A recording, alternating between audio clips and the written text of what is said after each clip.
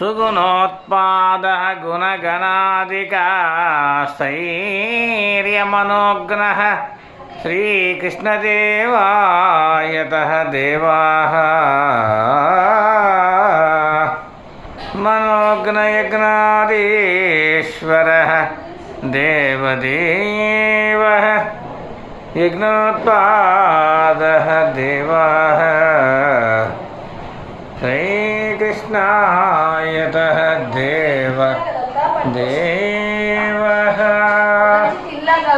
దీపావళి అనగా చీకటి పారద్రోలి వెలుగులు నింపుటయే దీపావళి ఉద్దేశం.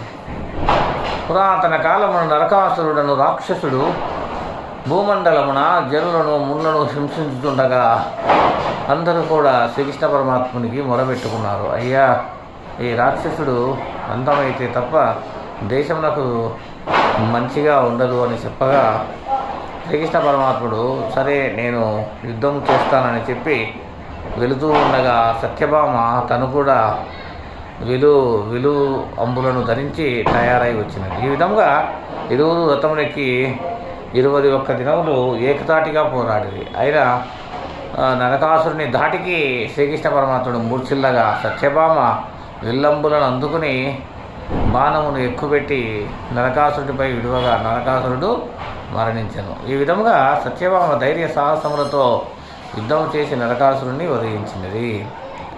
అట్టి సమయమున అమావాస్య పారద్రోలి ఆకాశమున నక్షత్రములు వెలుగులు నింపినవి. భూమండలం అంతా కూడా మట్టి ప్రమిదలు వెలిసినవి.